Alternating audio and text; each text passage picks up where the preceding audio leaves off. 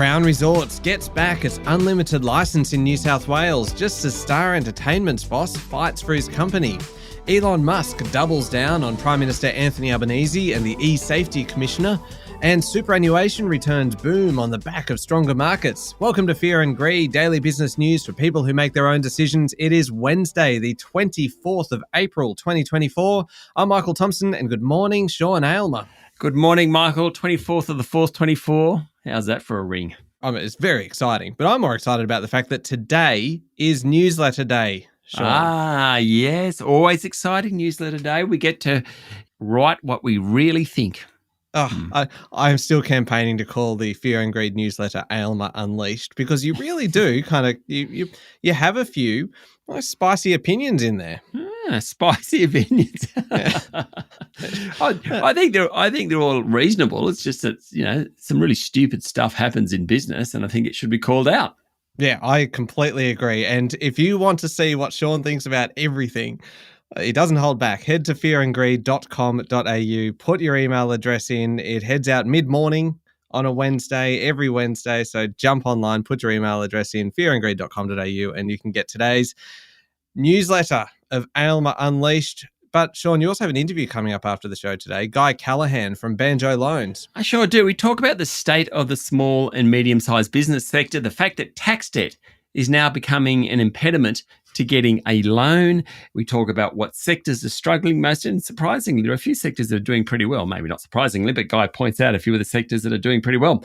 Great chat just to get a feel for how that SME market is going. Yeah, it is a good one. It's up after the show. The main story, though, this morning, Sean, Crown Resorts will be able to operate its Sydney casino without restrictions on gambling limits, and a regulator-approved overseer after winning back its licence, basically for good behaviour. Yes, that's about it. The Independent Casino Commission in New South Wales said it is satisfied that Crown has overcome serious issues found by former Supreme Court Judge Patricia Bergen back in 2021. That inquiry found evidence about money laundering in Crown's casinos in Melbourne and Perth, and failings by some company directors. The Sydney operation opened, remember when it opened? It actually opened without gaming floors. Now, the Commission's chair, Philip Crawford, yesterday said Crown was now a changed business that is looking toward the future. The unrestricted licence for Crown, which was owned back then, in part at least, by James Packer, but is now held by PE Group Blackstone, means the gaming group has finally achieved its initial goal. That goal, well, I was the Sydney Morning Herald editor-in-chief, so it's about 2012, 2013 when they were trying to push that through. So it's at least 12 years in the making, that particular goal, and it looks like it's finally got there. Of course, it also puts more pressure on rival Star Entertainment, which is struggling with a second inquiry into its operations. Yeah, the two stories, the two casinos could not be more different at the moment, is it? Because staying with the Star, I mean, the details that keep emerging are just quite remarkable. You have Chairman David Foster has conceded he was, quote, trigger happy when he told the gaming giant's then chief executive, Robbie Cook, that the New South Wales casino regulator should be scrapped and a government-appointed manager removed. Yeah, so Mr. Foster, who's now taken over day-to-day management of Star after Mr. Cook's departure last month, told the inquiry into the company's Sydney casino that his words in text to Mr. Cook were poorly chosen. The heat of the moment, he said, according to media reports. He said he meant that he wanted the Independent Casino Commission to be expanded to oversee both casinos and major clubs in the state, not really scrapped, just kind of overseeing everyone in the state. He also said the text exchange with Mr. Foster about the overseer, Nick Weeks, was more about him reducing his workload. So he sort of didn't want Nick Weeks around, but what he said yesterday was that one of Nick Weeks' underlings should be looking after the casino in Queensland. Mr. Weeks shouldn't be doing both Sydney and Brisbane. Now, that's what he said yesterday. The regulator, of course, appointed Mr. Weeks to oversee Star's Sydney Casino in 2022 after a review found it had breached money laundering laws. It had serious cultural problems and was unfit to have gaming operations.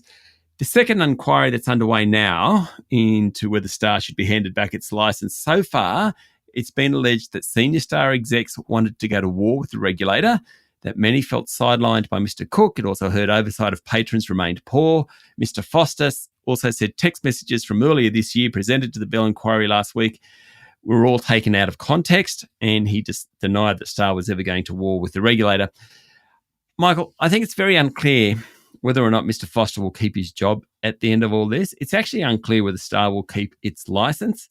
Compare that to what happened with Crown Resorts yesterday. It's very much a tale of two casinos at the moment.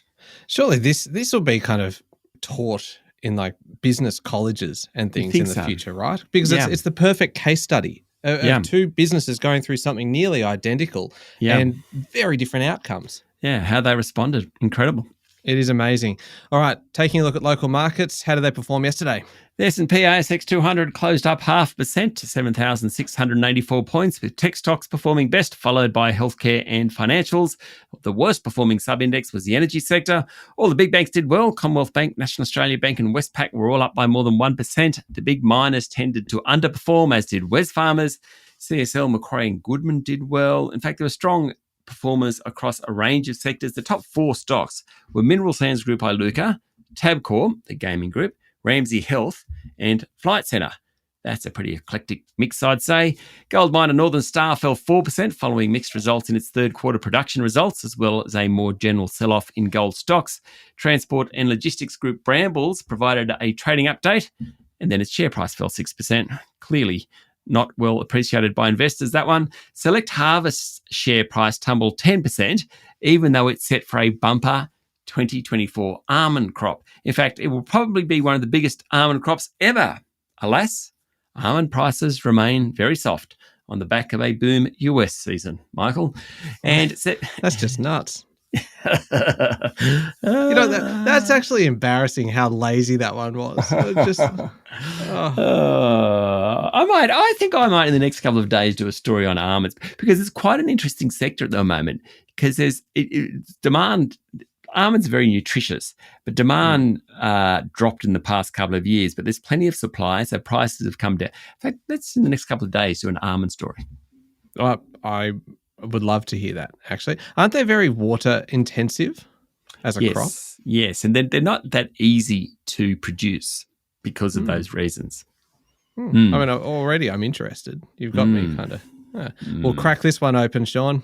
Did you like that? No. Finally, Seven Group Holdings said it had moved to more than 82% of cement and asphalt group Boral.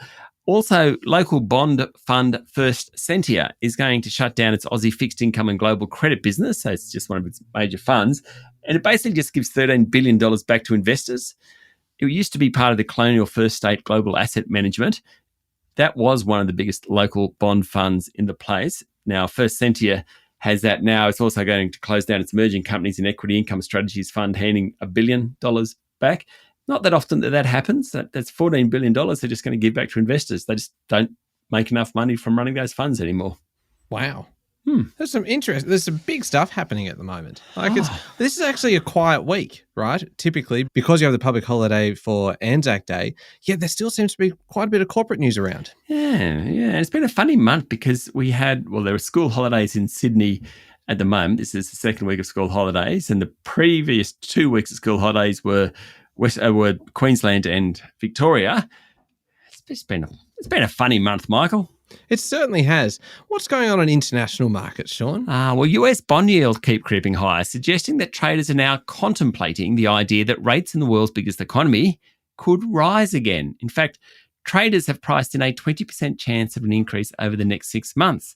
Now, remember at the beginning of the year they'd priced in 6 rate cuts. It follows a run of stronger than expected economic data and signs that inflation has stabilised without falling back into the Fed's preferred target band. Really quite a remarkable turnaround in sentiment there. In markets, gold's fallen back towards $2,300 an ounce. That's the 3-week low. Mind you, of course, it remains close to record levels. Oil prices were up a bit. The Aussie dollar's back around 64.5 US cents, having hit a low last week of about 63.5 US cents. It will undoubtedly move today, pending on those inflation figures, which are due out. The March CPI data is due out today. Economists seem to think that'll come in at about 0.7, 0.8% for the quarter, which would be okay. We'll find out about that at 11:30 this morning. And Bitcoin's halving occurred over the weekend. Basically had a little impact on its price so far, with one unit fetching $66,000. All right, there is a bit going on. We'll be back in a moment with the rest of the day's business news.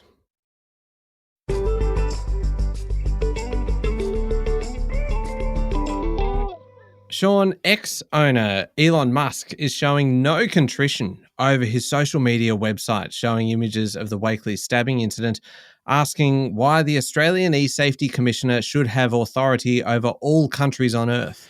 He didn't actually say commissioner, but rather commissar, which of course is a reference to Communist Party officials who used to ensure party loyalty.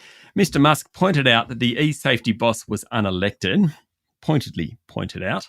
The background to all this, the eSafety Commissioner instructed Meta, owner of Facebook and Instagram, and X to hide any posts depicting the graphic footage of a Sydney bishop being attacked during a sermon last week. Meta did so immediately. X eventually complied in Australia, but allowed the videos to be viewed elsewhere. They also complained and said they were going to take legal action. On Monday night, there was an injunction granted forcing X to remove the content, at least until today. That prompted more tweets from Mr. Musk, one sarcastically praising Prime Minister Anthony Albanese, saying the ban had informed the public that X is the only truthful one. Mr. Musk also tweeted a Wizard of Oz-style drawing suggesting other social media sites were propaganda. I don't know why he's spending so much time on this, given his car company Tesla really is in all sorts of trouble, but he seems to be doubling down on his view on this one. As an aside, not helping things yesterday was Victorian United Australia Party Senator Ralph Babet, who reposted a video of the Wakely Church stabbing to X with the caption, and I quote, "To the Australian Government and eSafety Commissioner, go F***K yourself." That's a mature stance he's taking. It's ridiculous for an elected politician to be, anyway. I think enough said about the senator. I think so. Sean, Sydney house prices have hit a new record, while home and unit prices in Brisbane, Adelaide and Perth were all at new highs, according to research from online property group Domain. Across the country, the combined prices of houses and units hit a new high in the March quarter, according to Domain's latest house price report. The March quarter was the fifth consecutive rise for houses and fourth for units. For the first time, the average price of a house in Sydney pushed above $1.6 million, and the city has recaptured all the losses that occurred during the COVID period. Adelaide's average price rose to $900,000, huge for that city. Perth's unit prices hit a new peak of just over $426,000. Melbourne's average price is just over $1 million and slightly lower than the final quarter of last year. Overall prices are still nearly 6% below their peak in Melbourne. That's better than Canberra, where prices are still 11% below its June 22 peak. I mentioned this one at the top of the show, Sean. Superannuation funds were up for the fifth consecutive month in March, with the median growth fund delivering a near 2% return for the first 3 months of the year. The return's almost 9%. Yeah, you times that by 4, you'd be pretty happy with a 36% return for your super. I think I'd be reasonably satisfied with that. Yeah, I'm very, very confident it's not going to happen. But, it's just amazing what a surging share market can do, really. Super funds are on track to record a 13th positive year out of 15 years. The figures refer to the median growth fund. That means there's somewhere between 61 and 80% in growth assets. That's the good news. This month there's been a lot more volatility in markets. Shares haven't performed anywhere near as well. Michael, since the introduction of compulsory super in July 1992, the median growth fund has returned 8% each year. And that's quite phenomenal, 8% each year. Now, the average annual inflation rate is 2.6%, meaning a real return of 5.4%. Now, typically, a fund like median growth fund might want a 3.5% real return. 5.4% is pretty good. Mind you, I don't really understand how... I'm going to get myself confused here. So over 30 years, you're ending up with a real return of 5%, but surely at some point you can only get a return of however fast the economy is growing, which is not 5% over that period. Anyway. I'll leave that to someone smarter than me. Yeah, you're definitely, Sean, asking the wrong person. Right. I can provide you with an answer, but it is going to be entirely made up. It could be entertaining, though. And probably somewhat inappropriate, to be honest. Let's move on. Move on then. A report from non-bank lender Banjo Loans says the crackdown from the tax office is making it more difficult for small businesses to borrow money. The Banjo SME Business Barometer says the crackdown by the Australian Tax Office, which has been going on for most of this year, has meant tax debt has become more of an impediment to SMEs getting a loan. It comes days after new figures show that the number of companies appointing administrators hit a record high in March of 1,131, the first time since 2015 that insolvencies rose above 1,000 in a single month. The good news for the economy is that business sentiment is more positive thanks to the growing belief that there won't be another rate rise. Sectors finding it toughest, at least as measured by a drop in loan applications, include accommodation and food services and retail. The logistics, services and health sectors are at the other end of the spectrum, growing above average. Yeah, definitely worth a listen to your chat with Banjo Loans CEO Guy Callahan today. Great fella. He's a very nice fella. Knows plenty about small businesses. Yeah, certainly does. It's coming up after the show. Turning to international news now. After months of negative news, there's a bit of good news for makers of electric vehicles, with the International Energy Agency forecasting a big jump in sales this year. Longer term, affordability and charging infrastructure will be key to future growth, the agency says, but it's pretty confident about the next 12 months. Electric car sales will hit 17 million this year compared to 14 million in 2023, with 1 in 5 cars sold globally set to be electric, pretty much undercutting oil demand for road transport, according to a report on Reuters. 10 million of those vehicles are expected to be sold in China. Sales growth remains strong, notwithstanding tighter profit margins, volatile battery metal prices, higher inflation, of course, and the phase-out of purchase incentives by governments in some countries. First quarter purchases, Michael, this year were equivalent to total sales for the entire year of 2020. It is amazing how quickly this market is growing. Still, electric cars' share of total purchases varies very widely by region. It's expected to be about 1 in 9 vehicles in the US, about 1 in 4 in Europe, and about 1 in 2 in China. Sean, Columbia University cancelled in-person classes. Dozens of protesters were arrested at New York University and Yale, and the gates to Harvard Yard were closed as some of the most prestigious universities in the US sought to diffuse campus tensions over Israel's war with Hamas. More than 100 pro-Palestinian demonstrators who had camped out on Columbia's Green were arrested last week, and similar camps have sprouted up at universities around the country as schools struggle with where to draw the line between allowing free expression while maintaining safe and inclusive campuses. According to Associated Press, the protests have pitted students against one another, with pro-Palestinian students demanding that their schools condemn Israel's assault on Gaza and divest from companies that sell weapons to Israel. Now, some Jewish students, meanwhile, say much of the criticism of Israel has veered into anti-Semitism and made them feel unsafe. Very tricky situation. Yeah, it certainly is. Okay, up next is the Fear and Greed Daily interview. We've spoken about it a couple of times. You're speaking with Guy Callahan from Banjo Loans. And of course, today as well, Sean, being Wednesday, is our newsletter day. Head along to fearandgreed.com.au and put in your email address and you'll get the newsletter mid-morning. Can you give us a bit of a tease as to what you're going to be... Well, you get my view on Elon Musk. Ooh. You get my view on Woodside, an oil and gas company trying to transition to net zero. You get my view on Jim Chalmers, actually. So, yes, plenty in there. We also go through and pick out a kind of some social media comments as well from people who have seen some of our videos on, say, TikTok and Instagram and have contributed their own thoughts to the conversation. I tell you what, Sean, it's a big job this week trying to pick out one, especially when we did a little video on hex debts this week. And it's just taken off. I mean, there's how many views now? Oh, it's last time I checked last night, it was sitting at about 430,000 views. Wow. For this video, and just comments and comments and comments, and just everyone getting very fired up about this. So I'm still sifting my way through those comments, and one of those will be making it into the newsletter later this morning. That's not the reason that you'd sign up for the newsletter. We want to hear what Sean Aylmer has to say. Sean Unleashed Aylmer. It's a cracker. So head along to fearandgreed.com.au. Michael, no, there's more. We can't sign off yet. It's Wednesday. Oh. It's how do they afford that day? Wednesday's a very big day in the Fear and Greed studios.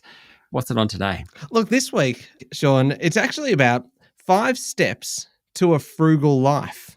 It is actually almost about organizing, because you know how often the easiest solution is the expensive one. Yeah. And you end up spending a lot of money just because you don't have the time to kind of sort through things or to make kind of an educated decision on something. So these are 5 simple steps to organising a more frugal life. And look, I found it really interesting. I learned something in every podcast. I learned a lot from you today, Sean.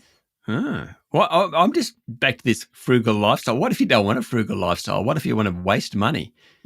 Well, what you do then is listen to the 5 steps and do the opposite.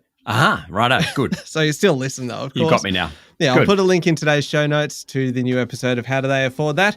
Thank you very much, Sean. Thank you, Michael. It's Wednesday, the 24th of April, 2024. Make sure you're following the podcast and join us online on LinkedIn, Instagram, X, TikTok, and Facebook. I'm Michael Thompson, and that was Fear and Greed. Have a great day.